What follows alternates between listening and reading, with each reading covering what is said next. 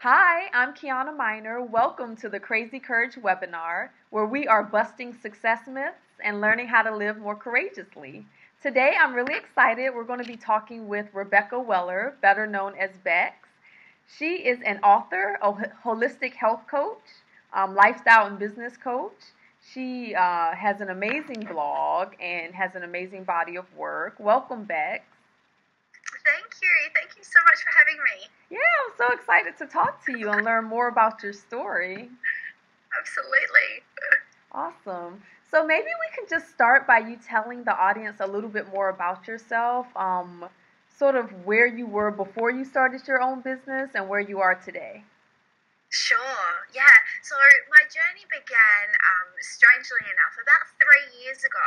I watched a lot of documentaries about veganism and about how animals were treated in factory farming and that sort of thing. And I chose to follow a vegan lifestyle, and that led to a lot of friends and family asking a lot of questions like, "What on earth are you going to eat now?" Right. And so I started a very, very simple Tumblr blog just to share recipes with people. And just to show them, what I was learning and what I was trying. And I just fell in love with it. I really enjoyed doing the blogging, and I started meeting so many other bloggers, and they were so lovely, and I just, fell in love with it. And at the time, I was still working full-time in a corporate career as a cost engineer. Oh, so wow. Big difference, big change. Yeah. So having that outlet, sort of like a creative outlet that was completely in contrast to my analytical day job, filled with me with so much joy. I really enjoyed playing around with it and chatting to other people who are on the same sort of journey. And one thing led to another, and so I did that for a while, and then I wanted to share more healthy recipes because I wasn't really a very healthy vegan. Yeah, I'm a vegan too, and I started out with the more junk food. Yeah. Yes. I was just eating anything, like if it was vegan, then I was eating it, and I thought, I don't know if I'm really being the best example here. Right. So I thought, I might enroll at the Institute for Integrative Nutrition and learn a lot more about nutrition, and then I'll be able to share a lot more healthy recipes and be a bit of a better example. Okay. So I did that, and I just loved that as well. I developed such a passion for it, and that was a year-long course, and throughout that I just, experimenting on myself, which is what we were encouraged to do, filled me with so much excitement as well, and I started helping a lot of other people with their sort of ailments or lifestyle issues that they were having, and really enjoyed that. And even though when I enrolled in that course, I never expected to become a health coach, as I went through the program, I just started to fall in love with it. And the more I helped other people with their health and lifestyle issues, the more I thought, well, hang on, maybe this is an option. Maybe this is something I could do.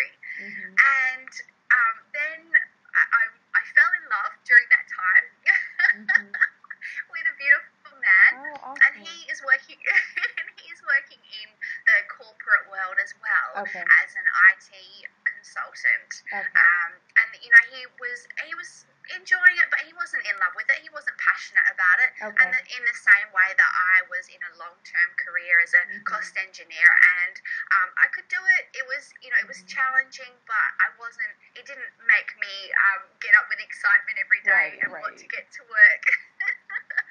So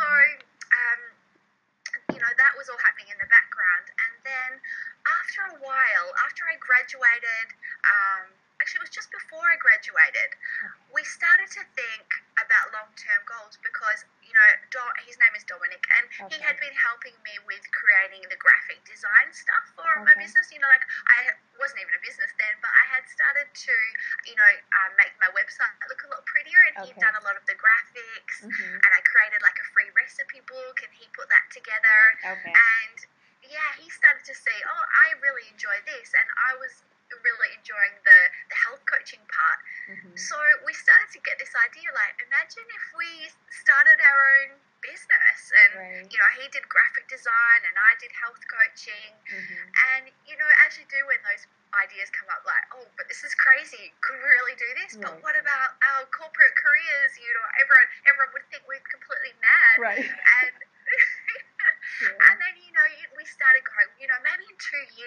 do that. Okay. And then as you do, you bring it forward and, have a hard day at work and it's like, well, maybe in 6 months we could do this. Okay. And then it just crept forward and forward. Right, And then one day, Dom said to me, what are we waiting for, really? Like, we're waiting to have more savings, but will that counteract the experience that we could get if we actually just launch ourselves into it? Like, why not just launch into it now? And so we did. 1 year ago, just almost to the day, we did it. We took the leap. We resigned on the same day from our corporate careers. That's a special kind of anniversary. Yeah. What's that? I said that's a special kind of anniversary that you two will always share. Yeah. And I got to work first, and of course I handed mine in first. I was shaking, and then Dom started after me, and so I sent him a text saying, "Don't you chicken out. Right. You better do it." Right. I handed mine in. That's awesome. Okay. Yeah. That's so yes, and so the last year we've been running our own business. Okay. Complete change. Okay, awesome. How has it been? Like, what type of experiences have you had? Have you looked back at all this past year? I've had one sort of breakdown and cry and think, maybe it's just easier to get a job. Right. And the funny thing I found about this entrepreneurial path is that it's such a roller coaster of emotions. You're constantly pushing yourself outside of your comfort zone and feeling a lot of resistance to trying new things. And then once you do them, feeling like on top of the world, like, oh my goodness, I did it. Finding out what you're really capable of has been the biggest, mind-blowing thing, and something that we weren't really expecting. We thought we'd just put one foot in front of the other, we work really hard. We weren't expecting it to be so insanely confronting every single day. And then, the enthusiasm builds, and the bravery, the courage really builds from overcoming things that you never expected that you could do. It's like personal development on steroids, isn't it? Oh yeah. Yeah, you find out who you are. Oh, what were you about to say? It so is. That's such a perfect description. I love this part. If you don't mind, I was going to read this part from a blog that you recently posted. It says, "A leap of faith like this pushes you to grow in ways you could never have imagined. There have been tears of frustration and tears of overflowing joy. It's been all at once, insanely confronting, maddening, thrilling, and awe-inspiring." I thought that was so beautiful because I'm an entrepreneur as well, and that describes that first year so well, like you're terrified because it's your first year in business by yourself, and at the same time you feel more alive than you ever have felt before. At least I know I did, and it looks like you've had a similar experience, right? Absolutely. Yeah, I could never have imagined that, the ways that we would have to grow. And of course, it takes a lot of internal growth as well to live and work with your partner 24/7. We're in an apartment, so, we've got to learn to get along. You have to dig deep in those times of frustration and have a lot of patience and compassion and kindness for not only for yourself but for your partner when you're living in and working in close confines. But learning so much about yourself and what you're really capable of. And I've been reading a lot of sort of self-help and development books along the way to sort of help me analyze, I guess, some things, patterns that come up for you, or resistance that you feel to certain things, and digging deeper and thinking, okay, well, where's this coming from and how can I overcome it? And I never in years and years, like over a decade in the corporate world of doing a lot of challenging work, never had to face myself so much as I do every single day in running my own business. Yeah, I definitely understand. What's one of the most courageous things you've done that you never could have imagined doing, that you've done since you've been an entrepreneur? Since I've done it, I think, the thing, I don't know why, but being on video just freaks me out. Okay. So that was really scary, and I'm still overcoming it. What I've done now is because I recently she was running a video challenge. Because, Okay. you know, often with these things, it just comes down to doing it every day, pushing yourself to do it every day. Mhm. So she ran this challenge and she did, you had to submit just a short video every day for 15 days. Okay. And during that time, I sort of really started to overcome it. But then I find, you know, if you pull away and you leave it for 2 weeks, that fear can creep back It in, and it can, can for become sure. like something you've got to be overcome again. Mhm. So now I try a few tricks. I've got a video camera set up in my study, and Okay. it's like where I am sitting now, and it faces at me all the time. So it's kind of trying to break through that thing of thinking it's not so scary, it's all going to be okay. That's funny. And you found the video more scary than the event? Like, I know you hosted an event. Oh yes, Yeah. yes, that Oh, was that's very funny. scary. Oh, yeah, yeah. I But it turned out okay, right? what's that? Oh no, go ahead and tell the story. Oh yeah. So we decided to resign. Like looking back a year ago, we made that decision to resign, and we both had to give 4 weeks' notice to our employers. So we did that, and in that 4 weeks, I thought, girl, you better hustle. you better get some stuff happening here because you're about to do this incredible thing. And so I thought, what can I do? Okay, I better host an event. So in that 4 weeks, I quickly hosted the event. Wow. And leading up to that last day of my leaving my corporate career, you know, my former colleagues were like, let's go party, it's your last day. And I'm like, I can't be hungover for tomorrow. I'm hosting my first event. Right. And they thought I was completely crazy. So I just threw ourselves in the deep end. Had never done it before. Weren't sure what to expect. I just quickly scrambled around, found a venue, found a yoga teacher to come in and sort of take the pressure off and help sort of do the yoga first. Okay. So the event was, we did yoga first, which was calming me down as well. Right. And then I did a heap of demonstrations of how to create healthy smoothies and healthy recipes, and I talked to them a bit about health and lifestyle.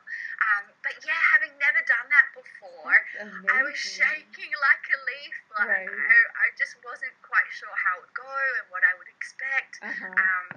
Thankfully, I had invited one of my good friends, and she asked a lot of questions in those times where I sort of froze a bit because I was so nervous, and so that loosened me up. And as soon as she asked the questions, I was like, oh yeah, and then this, and just let the passion flow out. But yeah, really. But you know, it went so well. It was a real leap of faith, and it went so well that the next month we were flying to Sydney, which is the other side of the country. Oh, I can't hear you. Oh, sorry. Oh, no, it's okay. I can hear you now. Oh, sorry. Okay. Sorry about that. I heard you think I say. was playing with the cord. Oh, okay. I heard you say you went to Sydney, which is on the other side of the country. That's right, yeah, to visit friends a month later. And because I had overcome that fear of doing the first event, I had more enthusiasm for thinking, okay, you know, maybe we could do a second event over there. And I found a venue. I quite often find, like, when you have the intention, then I call it the universe or whatever you want to call it, but quite often you don't really have to figure out the how so much. Usually the how presents itself. And so I had this intention, maybe we could throw an event when we get to Sydney. And I was scrolling through an Instagram feed one day and came across this place, and it's called Workshop, and they throw all of these amazing different workshops about crafty things and how to create things. And I was like, maybe I could go there and show everyone how to make raw chocolate.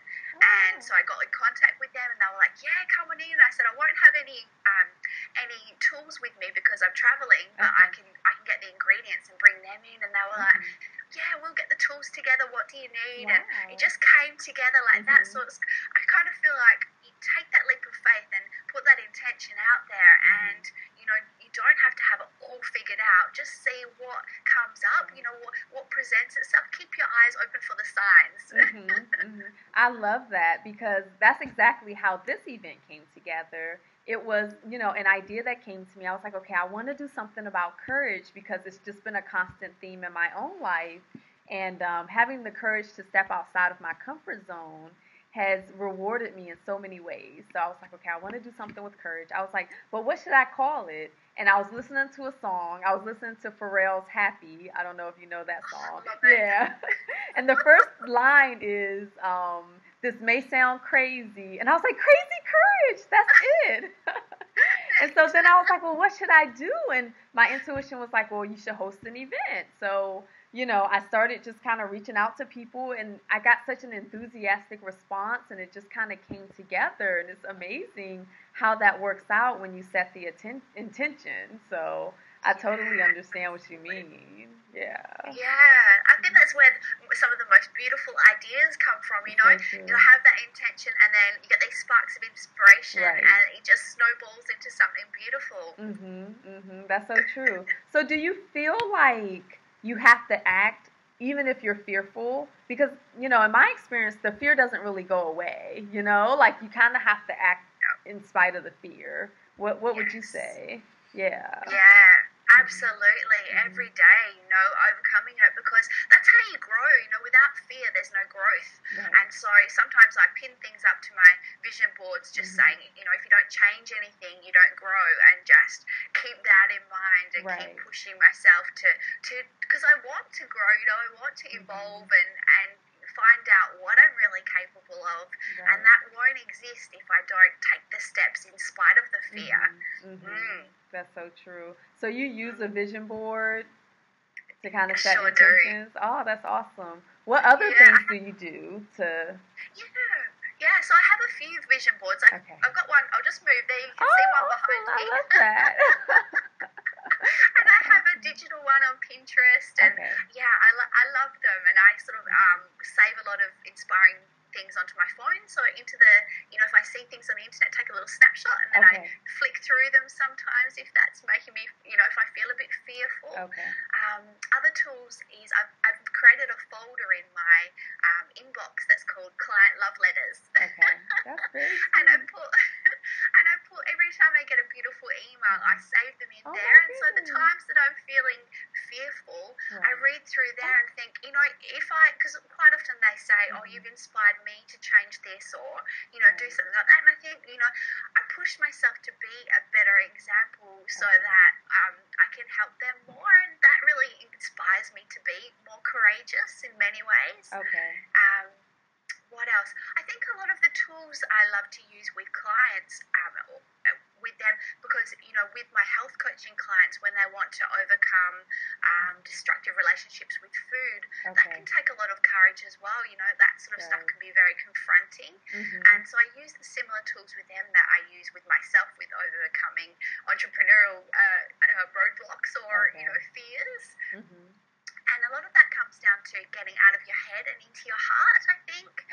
Journaling and meditation and affirmations. Affirmations I find really good because you're just sort of reminding yourself that you can do it, building that self-belief, which I think is so important. I love that. I love that you take sort of the positive feedback that you get via email and you save it. That's so amazing. That must keep you in a nice place of gratitude for the work that you do. Absolutely. For sure. Gratitude is such an important one as well. I have a little diary and I write down three things every day that I'm grateful for. And that really helps as well to just think, I'm moving forward. Even if I have a tough day, I look at my gratitude list. Sometimes I'll go back and then I'll look through that client love letter list and just think, everything's going to be okay. It's just one tough day, or it's just one thing that is really, really scary, and we'll get through it, we'll grow, and those beautiful things in life will keep flowing as long as I keep moving forwards. So true. It's so true. And you mentioned growing a lot. What are some things that you've grown into, or some characteristics that you have now that you didn't know about when you were still in corporate? You know what I mean? I think a lot of I feel more courageous than I ever did before. A lot more authentic as well. Those tools of getting out of your head and into your heart. I feel like I'm living my truth now. I was always trying to. It was a very male-dominated industry. Obviously, as an engineer, and so I felt like I'm quite a sparkly feminine type. So I felt like I was always pushing myself to be something I wasn't really. Okay. So I feel like I guess I've stepped into my truth and am sharing that a lot more. Okay. And in the last year, you know, I think working and living with your partner, like I say, that calls for digging deep into your reserves of patience, love, and kindness, and getting to know how relationships work as well. You know, like, I think becoming an entrepreneur, it involves a lot of relationships as well. There's a lot of solo time, but there's also a lot of, you know, dealing with not just with clients, but also, you know, building relationships with a support system, I guess, a support network with other entrepreneurs and things, so that you don't feel so alone, and so that you're inspired by what they're doing. Like, even just you creating this event is so inspiring. Like, I can't wait to see what all of the other interviewees say, because it's just a fascinating topic. Yeah, thank you. Thank you so much. And I agree with you. My first year when I was in business by myself or for myself, I was by myself a lot. I didn't realize that I missed sort of the people connection until a little later on. But I was like, something is missing. And I think that is it. Like, we still have to network and form these relationships. I think that's really important. So let's talk about your success. What are some of the things that's happened this year? You know, you talked about hosting an event, and what about, you know, have you been featured anywhere that just lit you up? Or I know there are a couple of blogs you were featured on, you had some work done on. Talk a little bit about that. Yeah. So I'm blown away by the amount of you know, interview requests and things like that I've received, because that's been so much fun as well. Getting to know other bloggers have asked me for interviews and things about different topics, whether about health or business.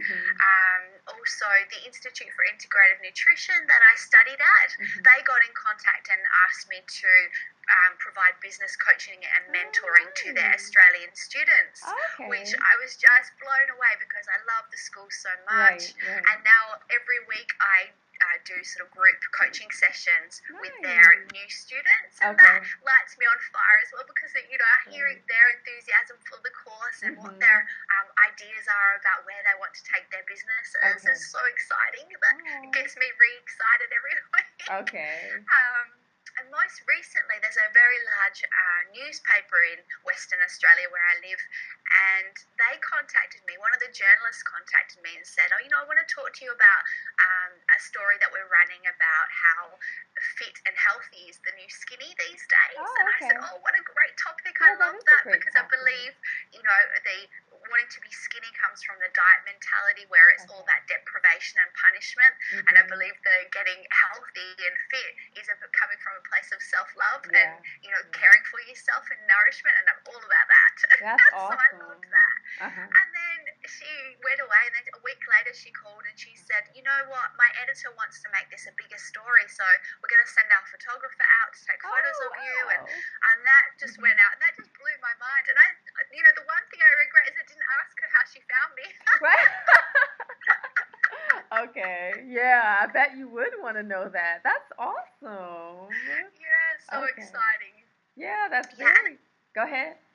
Oh, sorry, I was just going to say, and then, over the past year, just getting to know, I created a group program, as well as my one-on-one health coaching, and I've had dozens of women through that, and just getting to know them as well, like being able to, you know, the first time I ran it, I was like, is this going to help anyone? Am I on the right path here? And the feedback just blew me away. So, you know, I've run that about 4 times now. I'm just heading into another spring relaunch, which I'm really excited about. But seeing those changes in those, and a lot of those clients have become friends now, good friends. And, you know, that's just, like we were saying before about the relationships, I think that's my favorite part. Okay. And what type of results are your clients seeing? Yeah, so most of them come to me because they, you know, they're living the very modern life, where they're very busy and they've got a lot going on, and they're not really looking after themselves. And so what we do in the program is really look at how they can turn not just their relationship with food, but their relationship with themselves and their life around, Nice. so that then they get more in touch with themselves and Okay. with the food they're eating and actually what's going on for them. So dig a little bit deeper into what's really going on and why these patterns are materializing in their lives. Okay. And and they just have these beautiful breakthroughs. I do a lot of one-on-one coaching throughout the program with them as well, and I just see their transformation to actually understanding what makes them do certain things and becoming so much healthier and happier as a result. Okay. Okay, I think that's really interesting. Could you maybe talk a little bit more about the connection between food and sort of self-love? Like what are the deeper meanings or attachments that we have for food? Yeah, because quite often we create these patterns because we formed beliefs when we were very young sometimes, that food can food can do so many things. It can be a source of comfort for a lot of people. It can fill a hole. Quite often it's not the food that the person is craving, but they want to feel whole and and so they're looking to the food to fill that hole. So one thing we really work on is, what are you really craving? What's really missing? It's usually, very rarely the food. Right. It's, often affection or creativity or, maybe things are out of balance as well, because when we're out of balance, we tend to sort of latch onto food as a sort of comfort blanket and to try and steady ourselves, but it's usually something else is out of balance, whether that's relationships or not enough exercise and things like that. So we really look at what's going on at a deeper level and why we're creating these patterns in our lives. Okay, so as the women start to heal those issues, are you finding that their relationship to food changes? Yeah, absolutely. And we look at a lot of surface things as well, like mindful eating, really slowing down, enjoying the food, rather than, like, for example, there's a big difference between quickly grabbing a cheap candy bar and scoffing that, as opposed to treating yourself to a beautiful piece of high quality chocolate, sitting down, enjoying it. There's a big difference between how you're treating yourself with that food. Okay. So you encourage more of a mindful relationship with food. Yeah, and a lot of awareness around what might be causing a dysfunctional relationship with food, and how you can better create a beautiful life that nourishes you, not just food, but what else in your life can nourish you more, whether that is in creativity or relationships or physical exercise. What else we need to create that beautiful balance. Okay, that sounds really interesting. I'm just curious, has your new life as an entrepreneur, has it changed your relationship with food at all? Yeah, big time. And even very recently I wrote on my blog about alcohol as well. I don't know if you know much about the Australian culture, but there's a lot of alcohol involved. And, one of the things I decided is that if I was going to reach my potential, I would have to overcome I had quite a dysfunctional relationship with alcohol. Before that, it was with food, and I felt like, throughout my studies, I overcame a lot of my dysfunctional relationships with food and junk food and things like that. And so then, more recently, it's like you never stop growing, I guess. So true. And so the next step for me was, right, I'm going to get rid of the alcohol and move through that. And it's been really helpful because I've had a lot of experience in overcoming my dysfunctional relationship with food and then with the alcohol. And so I'm really helping a lot of others to do the same, because I can dig deep and I have a lot of compassion for them because I know exactly where they are and what they're going through. Okay.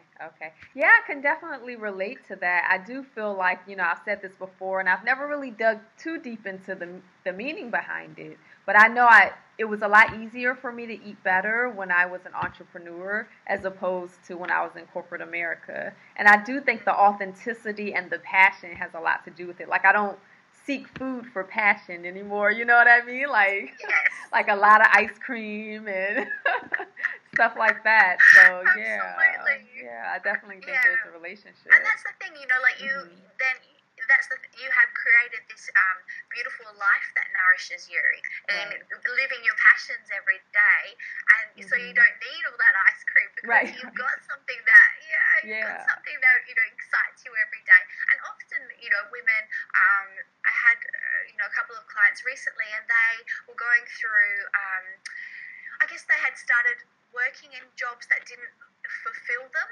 And so one of the clients, I said to her, where do you think this is all coming from? And she said, well, I feel like every day is boring, so it's the only enjoyment I have, the only pleasure. And that's so common.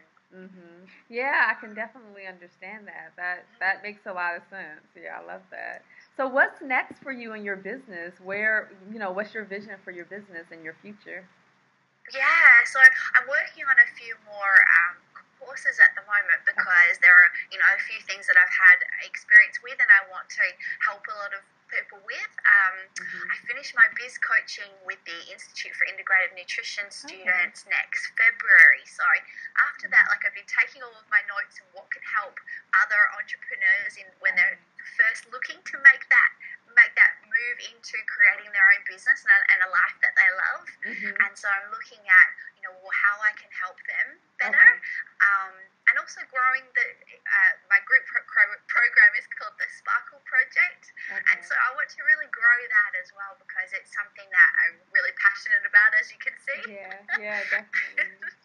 That sounds amazing. Awesome. So if people want to get in touch with you, where do they go? Yeah, so come on over to vegansparkles.com. And I've got a free ebook there I just finished, and I'm having love seeing all of the comments and the results. It's called The Sparkle Experiment, and it's a free download. It's a 10-day experiment that you conduct on yourself to see if just small, manageable changes make you feel more sparkly. And the results have been amazing, so come on over and download your own copy. Okay, that sounds awesome. Did you have any last thoughts to share regarding courage and life, veganism, anything? Yeah. I think just with courage, just think of it like that. Challenge yourself every day and remember that you'll grow in so many ways that you never expected, and it'll be so rewarding when you overcome those fears. Those fears keep us small, and the only way to step into your truth, I think, is to move through those fears, and often the only way is through the action of doing them. So true. Yeah. So true. Well, thank you so much. You shared a lot of great information. Thank you for sharing your story. I do think it's going to inspire a lot of people, so thank you. Thank you so much. It's been such a pleasure and an honor. Thank you. Yeah, it has. And everyone, we will see you tomorrow with the next interview. Thank you for joining us.